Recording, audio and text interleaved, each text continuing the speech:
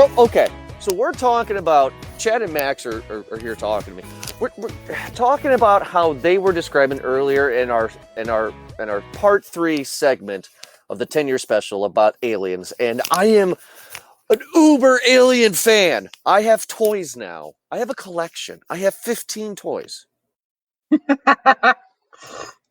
For Christmas, my wife gives me a Ripley holding Newt figurine, and with a little note from Amazon that says, "This is your other wife and daughter." So I have a big dog in this fight. I have a plush face hugger in Riley's crib right now. Is she safe? Don't fuck with me on aliens. So we'll talk about this.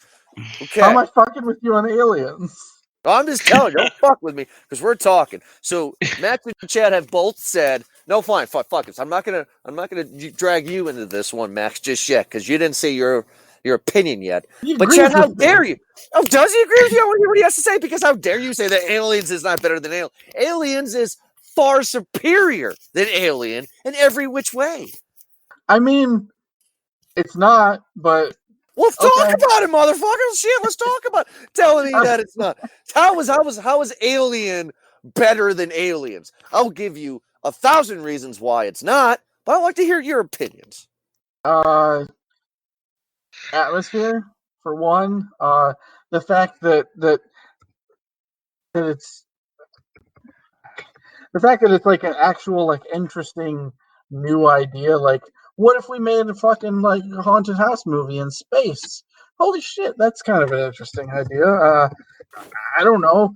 I just think it's a better movie. I mean, I like it more. It doesn't mean that it's better, technically, but I'm going to continue to call it better because it pisses you off. I mean, the writing's way better in Alien. Oh, yeah. No. There's not, like, all of those shitty tough guy lines, like... Yeah. I don't know. I can't remember any of them because I've only seen that movie like twice because it sucks so much. I actually really like the characters in Alien, which you can't say about Aliens. Like, that guy who Ripley ends up with is, like, super boring. Newt, if there was one character in the history of film who I could murder, I would consider Newt. I hate Newt. She's so annoying. I mean, mostly she's terrible. Mostly, yeah. I really like Bill Paxton in it. He's really good. Yeah.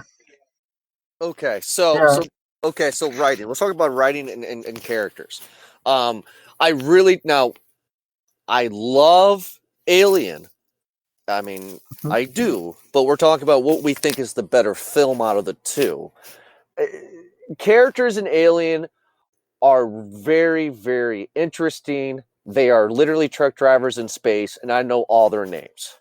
Now, I know all the names of the Marines because I'm an Uber fan. However, though, the Marines were more fun for me because the reason why that Aliens is a better film is because what people tend to look past is they're like, people that I talk to, like you guys or anybody else that likes Alien more, it's like, well, Alien was a haunted house in space. It was like a slasher movie. It was scary. And all of a sudden, like, you can't beat this thing. And then you bring in Marines and they just shoot them and they're dead. And it's like, but that's not the point. The point is clearly James Cameron is making a commentary on this of the Vietnam War because this is exactly how it went, right? These were not the world Marines. It is. Trust me, it is. Don't think about it. This was not the world. Think about this. Hold on. This is not the world Marines. All the Marines had the American flag on their uniform. They all had the traditional jungle camo. What did the Marines do in the Vietnam War? They all decked out their gear with the writings on it. Like all of them had their customized, like, writing or sayings or whatever on their gear, right? Bill Paxton is a clear-cut example. On their way down on the drop ship from the Sulaco to LV-426, he's just talking to Ripley about how awesome their guns are and how they are called bug stompers and how this is nothing and this is easy. They go into the nest and they get completely fucking destroyed. Just like a la Vietnam. You got the American soldiers that come in and think they're fucking badasses. They have more weapons. They have bigger guns. They're more technologically advanced. and they get their asses handed to them by a lesser fucking enemy. I That's what mean, happened. are the aliens lesser? Because Yeah. one alien took out an entire ship in the first movie. Yes, So it did. I would say that they're pretty, like, I mean, not technologically. Well, I mean, I don't really know if they're technologically advanced, but they're certainly fucking dangerous. Who, the aliens or the Marines? The aliens? The aliens. The The aliens Marines are are the perfect dumb. Yeah, well, I Yeah. get that, but you guys are not hearing my point. Probably is that the colonial Marines come in thinking that this is going to be nothing. This is going to be an easy thing. It's a shake and bake colony. It's easy, no big deal. Just like the American soldiers did when they went to Vietnam and quickly realized, oh fuck, these motherfuckers are killing us. No, Like these I mean, guys came out of nowhere. I get your point. What I was saying is that your analogy is weird because like we had reasons to believe that the Vietnamese were not going to be that difficult. And honestly, I like history, so I'm just going to go ahead and say this. The Vietnamese as an army were not super fucking difficult. The problem was that we never actually tried to fight them. We just kind of tried to sit in there, and we never had any major offensives towards the north. We never invaded. We were just kind of peacekeeping, and they Okay. were they were not as technologically advanced as the United States Army was. I just don't think it's a good analogy. One of them is like facing super mutants who were created to kill, and the other is like people who made punji sticks and peed on them. So yeah, I mean, go ahead. I think the issue for me is that, okay, what you're basically describing too is Predator, right? Predator is like a very similar movie where these macho idiots come into this place and they're all talking about how great they are and how easily they're going to kill this thing, and they all get destroyed. The reason I prefer Predator is that it has this very melancholy ending to it. It doesn't have this sense of victory. And I definitely think that James Cameron was trying to make parallels to Vietnam in Aliens, but it has this sense of victory at the end, where Ripley, she's in the mech and she's like, get away from her, you bitch. And it's like this big victorious moment. And I think that stands in sharp contrast to anything he could have said about Vietnam. So, and that's just, I guess that's why I prefer Predator. Well, now I'm not pulling the Vietnam thing out of my ass. In the countless of documentaries and interviews that I've seen of the Alien franchise, those are James Cameron's words. They wanted to Oh, make a sure. combat movie, and James Cameron said that that Aliens is his commentary on the Vietnam War. Flat out his words, quote. But another reason why that Aliens is better, let's get off the Vietnamese thing, is that Ripley's story arc is 1,000 times better. She actually has a character moment. And seeing her from the beginning of Aliens for where she was at the end of Alien, she doesn't want to go. She doesn't want to go. She goes. She's tempted to going. She's very timid when she's on the planet. And then there's a little girl. She comes in and saves the day. And then you get the ramble find of the mother at the end with the, with the fucking power loader. I mean, that is great, right? Yes. I mean, that's just great. Yeah, That's no, way better than Alien. I mean, completely agree with that point. I think that Ripley is much better in Aliens, as a character, and I think it's Sigourney Weaver's greatest performance in the quadrilogy. But I love the way the first movie deals with Ripley. I love the sense. My favorite thing about Alien, maybe, is that at the beginning Ripley is just this side character, and she's barely in the movie, right? And as it becomes streamlined, and as people get picked off, she just becomes the hero of the movie, out of necessity. And the first time you watch it, you don't even see it coming if you don't know in advance, and it's super cool to me. I don't know. But I agree that her performance is better in Aliens. I think maybe it would ring more true to me emotionally if her daughter figure wasn't super annoying, and the guy who she ended up with had a personality. But that's just me.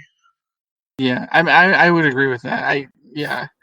I think she's a more interesting character in the second, but I don't think they were thinking of that in the first one, because we're looking at this like retroactively, right? We're looking back and we're saying, well, she doesn't really have a character in the first one. Well, that's because they didn't know they were going to make a second one. They didn't even know that she was going to be like a character.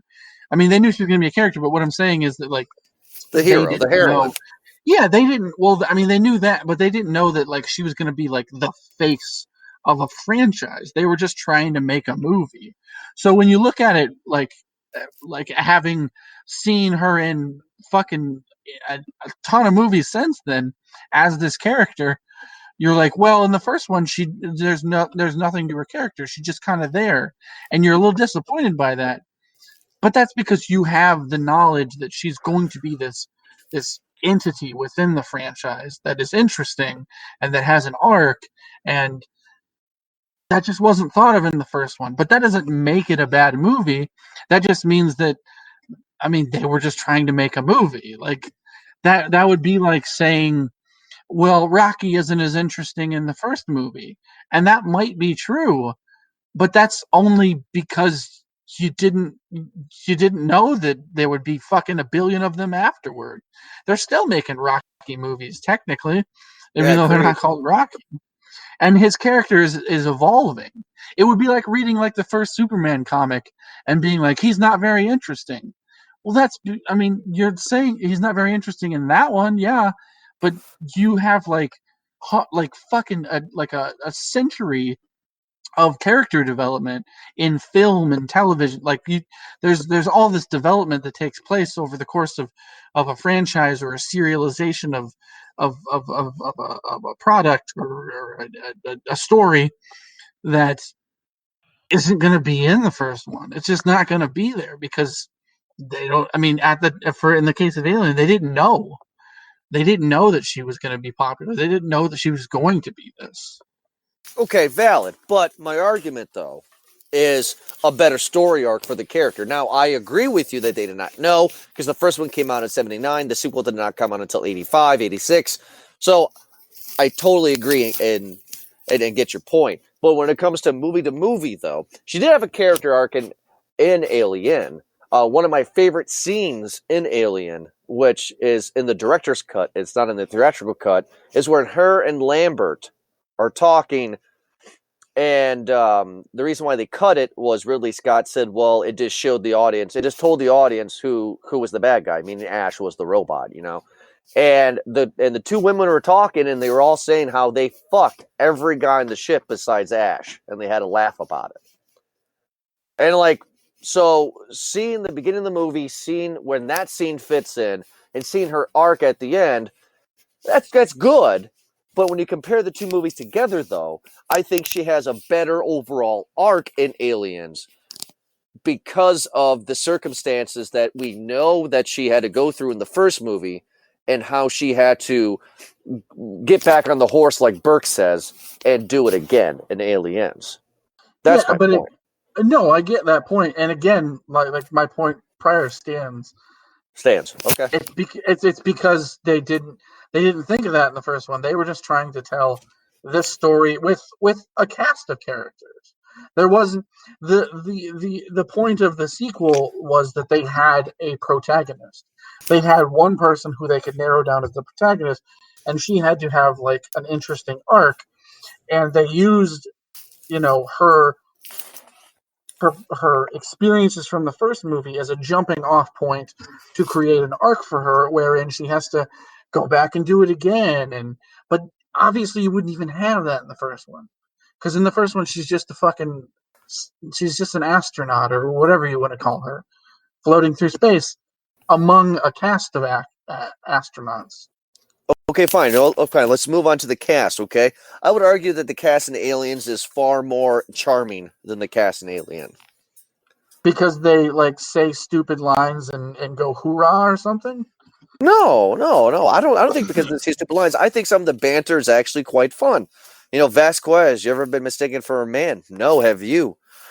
Classic, fun little banter there.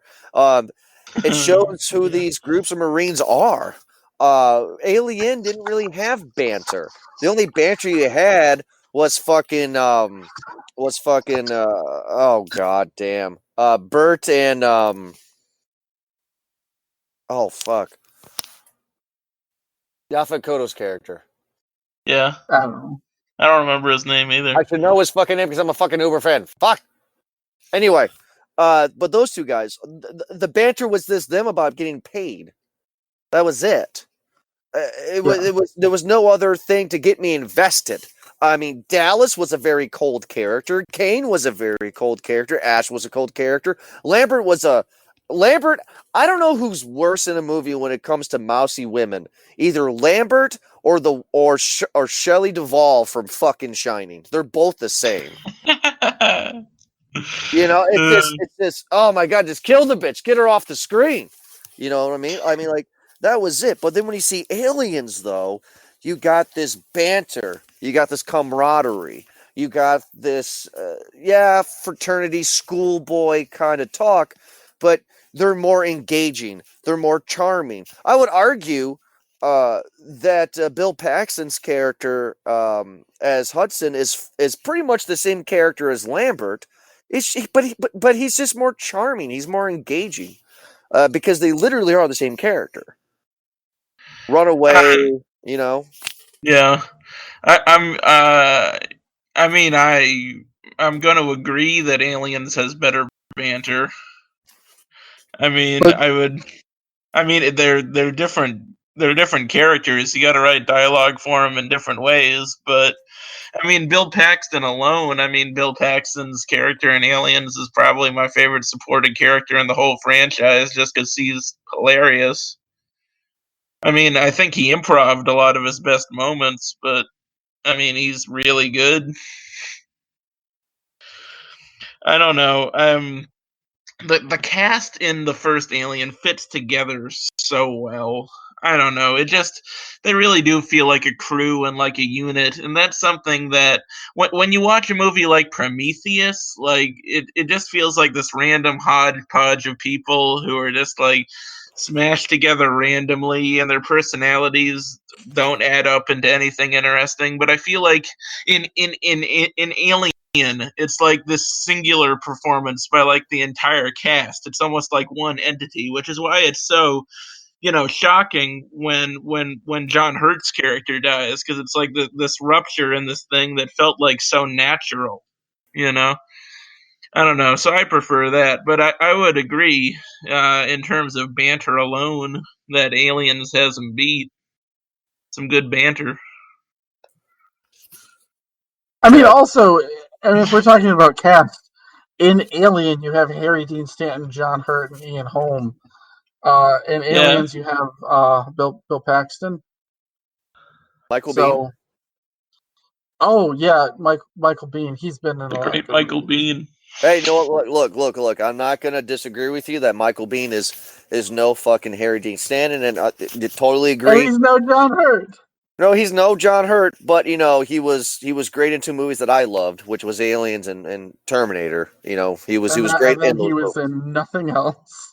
Well, I know his career kind of floundered after that. I mean, but I don't want to say that but like you were like, I think the cast is better, and like looking at the cast of Alien, like, no. The actors may be better in Alien. Yes, I would totally agree with that. The actors may be better, but do I want to hang out with the cast of Alien, or do I want to hang out with the cast of Aliens? And the cast of Aliens, I want to hang out with more. That's more of a personal opinion. That's actually a good point, because I think that's why you prefer Aliens and I don't. Because I don't want to hang out with a bunch of macho assholes who chug beer and punch each other. That's just not me. I'd rather hang out with a bunch of people who sit around a table and talk. And I don't want to hang out with any of the casts of the Alien movies. I guess maybe Alien 4, because Ron Perlman's there. Oof. I'm not talking about Alien 3 or Resurrection tonight, but yeah. We're talking yeah. But yeah, like I mean, does like wanting to hang out with the cast make it a good movie? Like the thing is, Kind I'm of. not gonna. I'm not. No, it doesn't. Kind Because of. there's plenty that. Do you want to hang out with Daniel Plainview of There Will Be Blood? I mean, I would like to have a beer with him. Really? Oh Because he my would god, fucking really? He's murder you. He would terrifying. murder you with a bowling pin. You're fucking crazy, and you're lying now just to prove I'm your not point. lying. I'm not lying for my Do you point. want to? Do you I want to? Do you want actually, to hang out? Do you want to hang out with Anton Sugar from No Country? oh, that's fucking Javier, right? Javier Uh, Bardem, yeah, yeah, no. I would run away from him. My, exactly. So, my, hold on. My, my argument of wanting to hang out with him is not literal. It's just, one of the things that makes a good movie is that can you relate to the characters? Can you see yourself in the characters? Can you see what they are doing? And I see more of myself hanging with the crew of the Colonial Marines and being in that world more than being a truck driver in space and alien. I mean, yeah, no, and that's the point that I was trying to prove that I don't think Aliens is a bad movie. It's just not a movie for me, because what you said was that you can relate to those characters, but not everybody relates to those characters. I don't relate to them. I think they're all assholes. I think they're a bunch of macho assholes, and I don't want to hang out with them. I But mean, I it's don't want to hang out with the characters in Alien, but I find the like the anxiety of space to be more interesting because I can relate to anxiety. You sure, know? but James Cameron introduces the alien queen, which is come on now. I mean, right It's there. I it's mean, it's fun. It's fun. And again, like it's fun. It's a good fun movie. But and I'm not saying at the beginning I was fucking with you and saying that Alien is better. It's just for me and Aliens is for you. I don't fucking like Aliens. did you guys ever seen the director's cut special features of Alien at all before in your time? I think I probably watched it with you. The fucking you had the giant quadrilogy box, so Yeah. I probably watched it with you at some point. So I don't know if you guys know this, but this is very fascinating, and this is why I think Cameron's version is definitely better. There is a scene that was filmed that they cut in Alien where Ripley's running through, the Nostromo, and she stumbles upon Dallas after he was captured by the alien in the middle of the film, and he's dying. He's hung up on a wall. Half of his body is gone. From his waist up is his body. From his waist down is starting to form an egg. And she looks over, and the camera pans, and there's Bert, who was captured, and he is fully now an egg. So the movie is telling us that there was no queen. The alien captures you, hangs you up on a wall, and turns you into an egg so you become officially a face hugger. I think Cameron's version of the life cycle of the alien is far better than that of Ridley Scott's. I Uh, mean, I like the final confrontation, like as a scene where she's in a mech and she's fighting the Queen Alien. I do think it says a lot about the writing style of James Cameron that he was like, we need a final confrontation. Let's have a bigger one. Let's have an alien, except it's bigger. Yeah, Which Ridley Scott, he's like this very, very scientific, very analytical. He's like, this is how the transformation would take place. And then James Cameron is just like, maybe there should be a bigger one. well, like the Queen makes sense though. I mean, really though, it makes sense because Hudson pointed out earlier that maybe these things are like bees. Chad, you and I have had this argument before that these aliens are pretty much like insects. There is supposedly that queen, right? That would be there. I mean, that's what it's a great idea, to have a queen that lays eggs. We know where these eggs come from, and it's a lot better than humans turning into eggs. My opinion on that one. I don't want to rant on forever. I mean, but go ahead. again, that's just your opinion, because like for me, the idea of something using me as an egg to create something is like that's horror. Whereas like this other thing, it's not as it's like I don't know. You keep saying the best, and I think that's a I think that's always a dumb fucking thing. And that's no offense to you. I think that when people say, oh, this is the best movie, what they're actually saying is this is the one that I prefer. And I think that people have a lot of reasons for preferring the things that they prefer. You know, I could say that like for instance, I could say that Children of Men was one of the best movies of the early 2000s.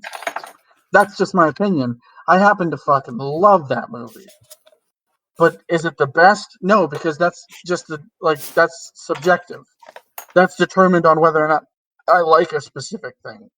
I could also say that White Chicks was the best movie of the early 2000s. And if I was smart enough and loved White Chicks enough, I could probably convince somebody that it was the best. Maybe. I mean, Terry Crews singing 1,000 Miles is pretty fucking awesome. It's pretty funny. I mean, I actually haven't seen White Chicks. I don't really want to. It's not a movie. It's not something that. But I have seen that clip, so I know what you're talking about. But yeah, like I I think Alien, for me, and probably for Max, I would assume, is a more interesting movie because it's very cerebral, and it deals with a lot of anxiety about space travel or anxiety about things inside your body. It's a very claustrophobic and unsettling film, and I prefer that to this shoot 'em up movie that is for other people. I just prefer it more. I prefer it more because it speaks to my particular taste or aesthetic. Okay, so then my last question for you two then is, here we go. Here's a statement. James Cameron, best director ever? No, I actually kind of hate James Cameron. Let's look at his list. I mean, let's Piranha not. 2. I mean, okay. I was gonna just say that, but in your yeah. I was gonna say let's not talk about Piranha 2, but yes, Piranha 2 was his debut with Corman, but his first movie out the bat I after mean, Piranha 2. The Terminator, pretty fucking that's good what I was. movie.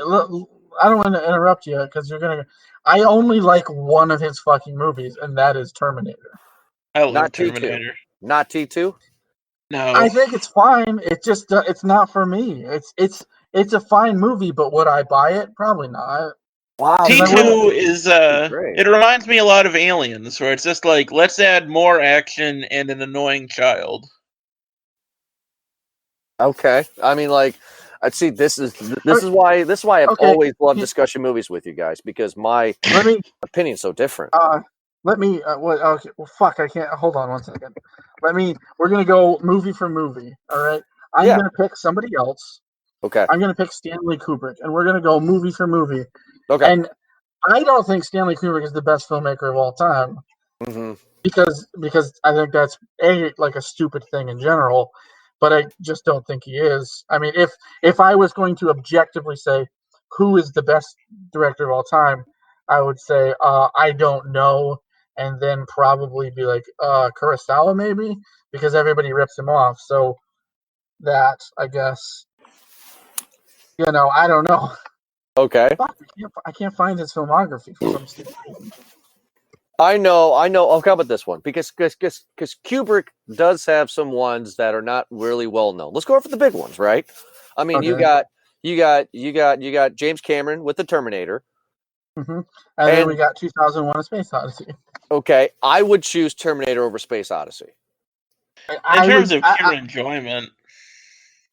Because Yeah. Space Odyssey I still, as a graduate film student, 32 years old, I still have not seen Space Odyssey all the way through. I've seen the movie, it just takes me. Dry. But does that make it a bad movie? The fact that you can't get through it. I mean, there are plenty of like books that like are challenging, but they're fucking amazing. And they have and maybe like something is challenging because it wants to be challenging. It wants to challenge you to fucking like dig deep and try. Like, does that make something bad that it's like making you try? No, absolutely not. Because I love for things to try. Hell, my political views have been changing over the past couple of years. Oh God. My no. Trust me, I am not a Trump guy. I am not a Trump guy. Don't worry, I am not a Trump guy. Don't worry. But what I mean is that I thought one way at a certain point in my life, and getting older. And this is not with the directors, but just on a personal level, getting older, having a child, political views have begun to change a little bit more. So taste, I guess you would say. Yeah. And I respect 2001: A Space Odyssey for what it did for film. I'm not saying that I don't think it's great, but if I had to choose, gun to my head, 2001 or Terminator, I feel had more intriguing characters. I feel it was a more interesting story. I mean, is Um, there a more intriguing character than Hal? I mean, Hal's pretty badass. Again, I'm I not mean, shitting on not badass, but 2001. he's I'm like an not. intriguing, not He's very intriguing. badass, No, I mean he's but like intriguing. I'm not shitting it's on a complex 2001. idea. It's a complex like fucking like thought. Yeah, it That is. like But I mean, it's just not. what if we if a robot could think, and if so, like what would it fucking do? It would probably get rid of us because we're kind of a fucking pain in the ass. We're kind of Skynet, a right? That's fucking what Skynet did in a way. yeah, but I mean, It's exactly what would Skynet did. Terminator even exist with 2001? I mean, probably not. I mean, I don't think Star Wars would even exist, right? Because didn't that come out in the '60s, 2001? Yeah. Yeah. Yeah. So I mean, like Now, Alien probably wouldn't have existed either. Go ahead, Max. You haven't said anything. Wow. for me, the issue with the Terminator franchise, right, is they raise those questions early on, and it's really interesting. But I think the worst thing the Terminator franchise did was to turn the Terminator into the protagonist of the franchise. Like You mean the the second one? Terminator he's an incredible villain. The Terminator, Schwarzenegger in the first movie is an incredible villain, right? And since then I feel like every Terminator movie past that has been a perversion of that like wonderful idea that kickstarted the franchise and has fucked with it in ways that I don't enjoy. I think the other filmmakers are trying to copy what he did because Terminator 2 is essentially a remake of Terminator 1, just instead of Michael Biehn, it's Arnold Schwarzenegger in the hero role. Dare I say hero role? But then again, Cameron loves his strong women. I mean, like you had just like Ripley in Alien, you had Sarah Connor in Terminator, mousy, unsure of herself, doesn't know how to defend herself, doesn't know anything about guns. At the end of the movie, she becomes strong, but not that strong. And then boom, aliens. Ripley has a fucking gun strapped to her, saving this little girl. And in Terminator 2, Rambo finds the mother again. She knows she can pump action a shotgun. It's just great. It's See, great.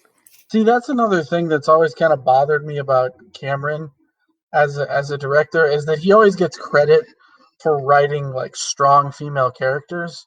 But what he's writing is characters who are women who embrace masculine tendencies, which is not a strong female character. It's just a girl who is kick-ass. And At the I at mean, the time, though, that's what they were saying, which I I mean, agree at the, with you. Kick ass, yes, I I mean, agree. yeah, but like, I don't know. I just, I've always hated that. I hated that like when, like the first time I fucking heard it, because I was just like, well, they're just men.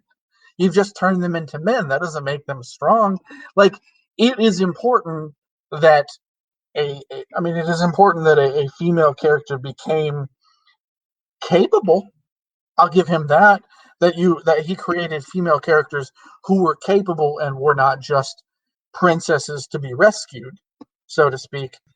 But it doesn't make them strong characters because they immediately embrace masculine tendencies. I think Like Sarah Connor is you a could, stronger character in Terminator 2 than what she is in Terminator 1.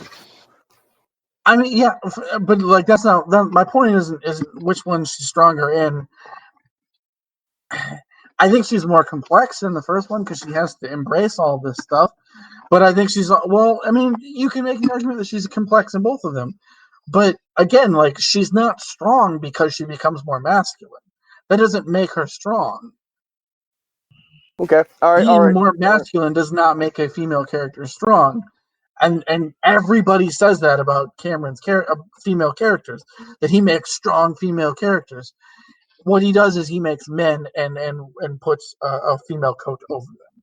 Yep. Valid enough because of Vasquez. You got his next movie was Aliens, and let's just say Kubrick in order would be A Clockwork Orange. I'm not even going to fight with you on this one. I really do like and respect A Clockwork Orange. If I had to choose, I could not choose between Aliens and Clockwork Orange. I really love them both. So let's just kind of move on from that one because they're both really good, in my opinion. But then we got what would be the next one? It would be The Shining in his mainstream. Well, I mean, if right? we're going to the next one after, it'd be Barry Lyndon. Yeah, but is that his? Is that the one that people know? Are we talking about time or are we talking about best? I mean, because okay, fine. Here, just to kind of make it short here. If somebody's saying name me Stanley Kubrick films, I could name you in order from what I know: Doctor Strangelove, 2001, Clockwork Orange, Shining, Full Metal Jacket, and Eyes Wide Shut. That's what I know. Mm-hmm. I've never seen Barry Lyndon, so I don't know. Is Barry Lyndon? Have you seen like Paths of Glory? Did you say Paths of Glory? No, I've never seen Paths of Glory. No. That's a really good one. I recommend that one. Is out of the oeuvre that I just named, right? Like, I mean, would Paths of Glory and Barry Lyndon be in that collection, or would what I just named be in the collection? I would say Paths of Glory would be in there. Barry Lyndon is like right on the outside. A lot of people praise Barry Lyndon mostly for the cinematography. Like I just picked Kubrick because that's that. I mean, you could do this with anybody. But you said James Cameron is the best filmmaker of all time. No, you did say that. No, I know. What I said was best director of all time, like a question mark to see what you guys thought. Because I don't know. Yeah. Because no. Then the answer is fucking no. Because here's the thing, just real quick. I'm just looking off of popularity, box office, and overall film, right? Terminator, Aliens, Terminator 2, Terminator, Aliens, The Abyss, Terminator 2, True Lies, Titanic, Avatar. He's only made like 7, maybe 8 films. I mean, those are all really popular box office, pretty decent movies. He doesn't have a stinker in his filmography like Spielberg does. People are always talking to me about The Abyss. I can't stop people from talking about The Abyss. By the way, can I ask you one question, Jordan? Mm-hmm. Earlier, you said that you did not like Gone with the Wind. No, I'm not a fan. No, but that is before all of these movies came out. That was that held the crown for the most popular movie. Yes, it sold the most tickets. True, but doesn't that make it the best movie? It makes it the best movie overall. In what was it, box office? Because don't they do you just said that because his films are all very popular, that they are great. By the same director. I have no idea what the director of Gone with the Wind has done. I'm just saying by the best director. But he made The Wizard of Oz in the same year. In the same fucking year. Yeah. Oh, really? I did not know that. No bullshit. The director of Gone with the Wind made Wizard of Oz? Yeah, Michael. Turning Victor Fleming. I'm turning your argument against you because you said that all of his movies are popular, but you fucking hate Gone with the Wind, which was the most popular movie until those came out.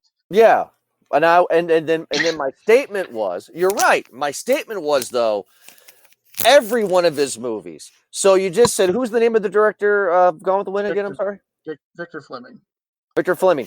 I can't name you anything that he's done besides Gone with the Wind, and now I know Wizard of Oz. Is there anything else that I would know that But does your knowledge of something mean that, like, if you had never heard who Akira Kurosawa was, does that mean he sucks?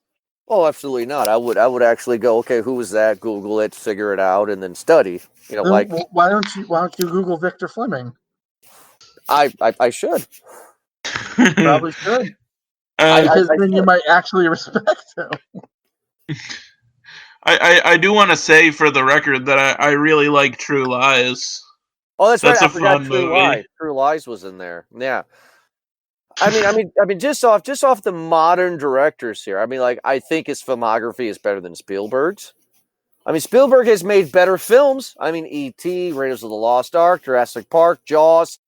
Those are all better than half of the movies. Of course, it's better than the Best in True Lies and shit like that.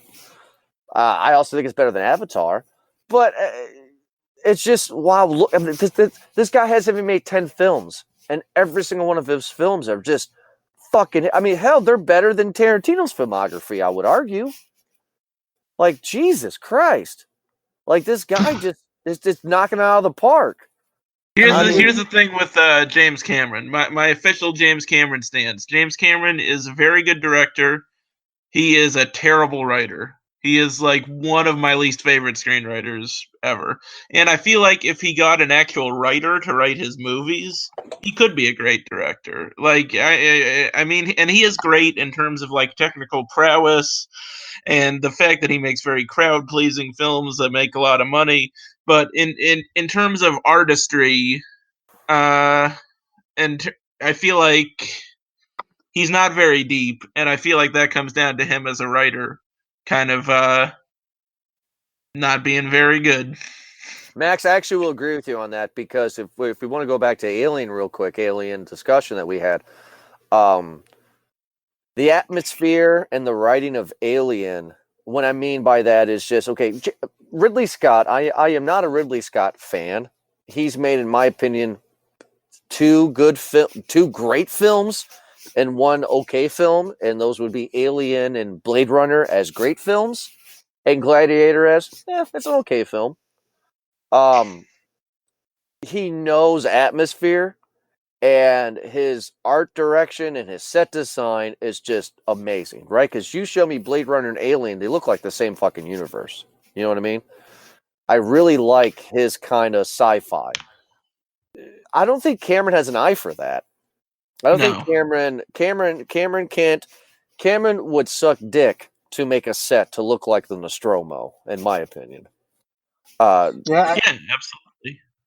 I mean, God, I mean, in Blade Runner 2049, I thought the director, whoever that was, did a great job trying to emulate Scott. I thought he did a decent job. Do you guys like Blade Runner 2049 as much as I did? Because I loved it. I loved it. Yeah. It's what is Denis Villeneuve? Villeneuve, yeah. He did Prisoners. Fuck, I can't think Sicario. of his name right now. Sicario. What? Arrival. What'd you say? Arrival. Yeah, he's made a lot of really good movies. Yeah. He's a very good filmmaker. I mean, I was really nervous. Yeah, he's way better than James Cameron. I was really nervous when I heard that Blade Runner 2, for the sake of argument, when Blade Runner 2 was coming, I was like, oh, how are they going to do this? Like, oh no, you know, and it turned out to be so well. I enjoyed it. I actually will watch Blade Runner more than I will watch the sequel, but I thought it was interesting, and I thought that the visual style was great, and that's something I will definitely agree with you guys on. You know, like, Cameron does not know how to move the camera. He doesn't know how to shoot with the camera.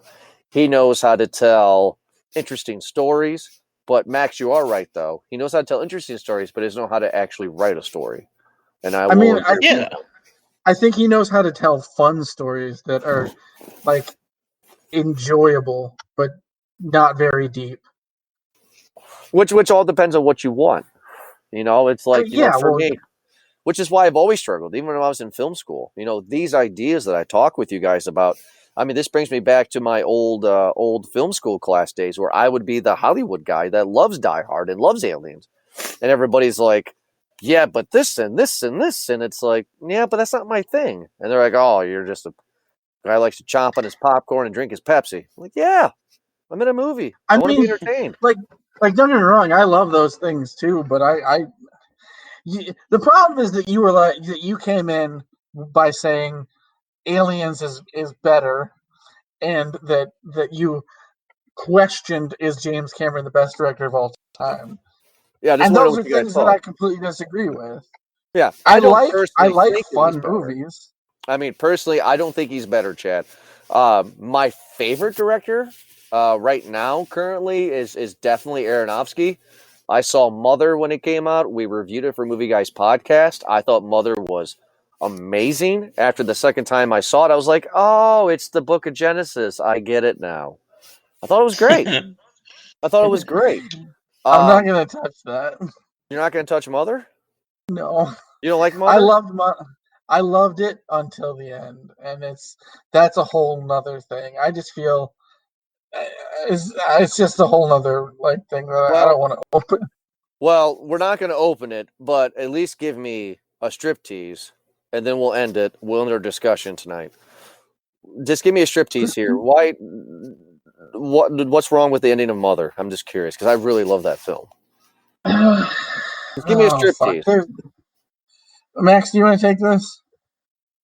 Yeah, I mean, the issue for me with Mother is that I wanted it to be like a film that was very adaptable. You can watch it every time, and you can come up with different things, and you can be like, oh, it's about this or it's about this, and you can have different opinions.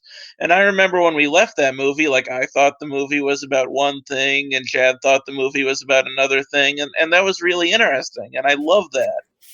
But then the more I thought about it, the more I realized that, like, oh no, this is a biblical allegory. And there are certain parts of the movie that you can only view that way. Like when they find Adam's rib in the toilet, for example. And also when the sink breaks and it's like the flood, Noah's flood, which I find that hilarious that he made a whole movie about Noah and then he remade it in like 30 seconds with a broken sink. That's hilarious. But um for me, yeah, the issue was once I was locked into that and I was like, oh, it can only be this. I started thinking about, do I like it as a biblical allegory? And like, not really. I thought it was kind of sloppy if it's just viewed that way. So yeah, I wish he had left it more open to interpretation, and I feel like the ending really closes it off once you rewatch it, and you're like, no, it's this, and this is the only thing it can be, which I'm not a big fan of. Yeah, do you have any conclusion on that one? Do you agree or? I mean, yeah, I agree with what Max is saying, but also like when I first, I loved it. I fucking loved it. And then there was the scene where it's Javier Bardem, where he's like standing in the doorway with the piece of paper, and he's like, "I've written it," and I just pictured Darren Aronofsky doing that, and it like made me want to punch him in the face because it was like the most pretentious bullshit I've ever seen. Like, like he wrote this thing. Like it just it's so like the ending just goes so fucking off the rails, and it's so fucking pretentious, and it pretends like it has something deep and important to say, and I don't think, like Max said, I don't think it like I think it's it's just it's just kind of a fucking mess at the end, and like it doesn't really add up to anything interesting for me, at least. Like I loved it until the end. I thought it was great until like that shit happened, and then like there was all the people breaking in, and and I'm usually pretty forgiving of movies where like, oh, I could tell that was going to happen, or like a lot of people make fun of the ending of Shutter Island, for instance, because they could see that it was happening. There's a lot of holes in the ending of Shutter Island. I've been pretty forgiving of the ending of Shutter Island. Yeah, I mean, the thing with Mother is that Aronofsky, right, he wrote himself as God. And, like, I wondered watching that movie, like, if he even intended to do that, or if it was just his ego. Because when I watched that movie the first time, I thought it was just about, ooh, maybe you shouldn't be in a relationship with Darren Aronofsky, or you shouldn't be in a relationship with a famous person, because this is what happens. This is how celebrity destroys relationships, and how ego destroys relationships. But then Aronofsky's like, no, it's not about how I'm a shitty boyfriend. It's about Genesis, Well, no, yeah, it is, because it's about Javier Bardem. He's God, and Jennifer Right. Lawrence is Mother Earth, and you know what I'm going to do? Also, Darren Aronofsky is a really shitty boyfriend. Probably because he broke up with her only a few weeks after the movie premiered. Did he? Yeah. They were fucking on the set, and then they broke up. Let's go ahead and cut this conversation off. It is getting late, and I got to work tomorrow. But I am going to keep this, if you guys are okay with it. I'm going to keep this. I'm going to release this as a bonus special after the main segment of all of our stuff is done. I'm still recording, by the way. And I'm going to call this one, just for our fans to listen to this one, I'm going to call this one An Evening with Max, Chad, and Jordan. That's the name of the episode. That sounds very nice. Yeah. And this could be a future show in the future, right? Where we just sit down and discuss for an hour and a half about random movies and have an argument. Sure. Discussion. I mean, it's fun, so. Yeah. So anyway, but this is a little bonus here for people after our 10-year special. It's always fun talking about movies with you guys. So yeah, you too. All right, guys. Thank you so much for joining me for this whole thing. Really do appreciate it, guys. Have a great rest of the week, and we will be in touch soon. All right. All right. Have a nice. Sounds good. Bye. See you.